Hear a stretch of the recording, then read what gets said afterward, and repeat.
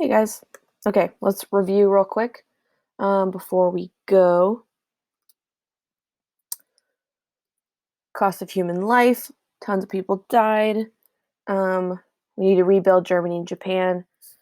Um, After dropping the bombs, the United States armies went into Japan to help rebuild. General MacArthur kind of took charge of that, helped to set up the government. Germany was split into these four military districts, and then it was eventually split into just the two, West and East Germany. Um, George C. Marshall, the guy that helped to start this plan of helping Europe rebuild after the war, just giving money and aid to them, and then giving a little extra to countries that rejected communism. Boundary changes. So we had Israel and Palestine are created. Um, Latvia, Estonia, and Lithuania are three like little tiny countries. They were getting moved around. Germany loses their war territory, part of the whole Lebensraum thing we talked about last time. We have NATO and the Warsaw Pact. NATO is no communism. Warsaw Pact is communism is fine. NATO, Warsaw Pact. Right along those lines of freedom versus tyranny, freedom or East versus West, that kind of stuff. So we have the start of the Cold War. Like I said, Cold War is not a war with guns and things. It's more of an era marked by conflicts. So after World War II, a lot of the participating nations in World War II were economically destroyed. When economies are destroyed, they turn to who? The government. That's the government's job is to help you and keep things in order, protect you, that kind of thing, protect your rights. Um, so they turn to the government. Communism is a economic system where the government controls areas of the economy. There's no private ownership. You go to the government to get what you need, um, and that's what people needed. Roads, buildings, schools, homes were destroyed in World War II, especially in countries like Germany and Japan and um, even the Soviet Union, Poland, France, all of those were severely hurt. So when people are in that much of trouble, they turn to the government.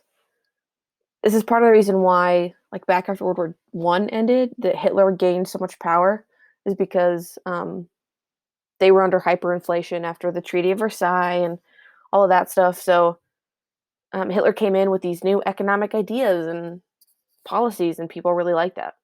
So, so after World War II, the U.S. and the USSR began to distrust each other more than ever. We're kind of moving into that NATO Warsaw Pact area after the Potsdam Conference. Um, Stalin promised to allow free elections in Eastern Europe. Did not happen. He set up communist pro-Soviet governments in those countries. Like we're looking at Latvia, Estonia, Lithuania, Czechoslovakia, all of those smaller countries around there that we talked about. Remember, the Potsdam Conference was when they were like, should we bomb Japan? Should we not? Should we invade from Okinawa? No, Okinawa was a big disaster. Just planning next moves. Next, we have the United Nations. This was similar to the League of Nations. It was just like a group of representatives from the different countries to come together and try and solve these conflicts before it became war. Remember, League of Nations was from Woodrow Wilson. Um, he had his 14 points, but then the United States never actually ended up joining. The League of Nations really became ineffective and didn't have any like fighting power, so it kind of fell apart. But United Nations came in and overtook that power and did more with it. So main goal: solve the issues between the countries, and keep the peace. We're starting the atomic age. After the United States had the bomb, um, a lot of other countries or one of two things. Either A, terrified that we have this power now, so we need to do it because what if, like, the United States comes and attacks us? Like, we need to be prepared. Or B, they were, I can't believe the United States beat us to it. We need to make one bigger and better and scarier than them. We need to win.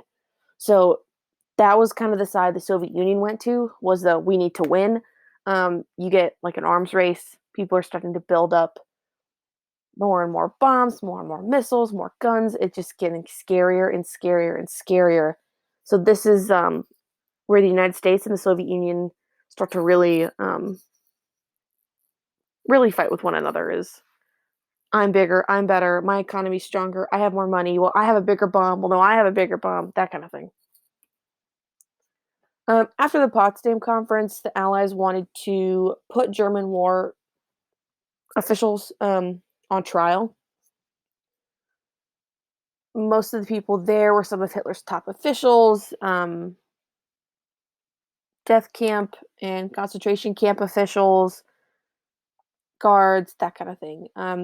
They were charged with crimes against humanity for the murder of millions of people at the Holocaust. So this trial is what people like Hitler and Heinrich Himmler and Joseph Goebbels and like they were trying to avoid because they knew bad things would happen. Next, we have the creation of Israel. In response to the Holocaust, the UN created the State of Israel in 1948 as a homeland for Jews in Palestine. Um, After this, the insanity and tragedy of what the Holocaust was, the Jews needed a place. Many Arabs living in the Palestine opposed the creation of Israel. Neighboring Arab countries joined the Palestinians in their opposition to Israel. This kind of starts the Israel versus Arab countries, Middle East issues.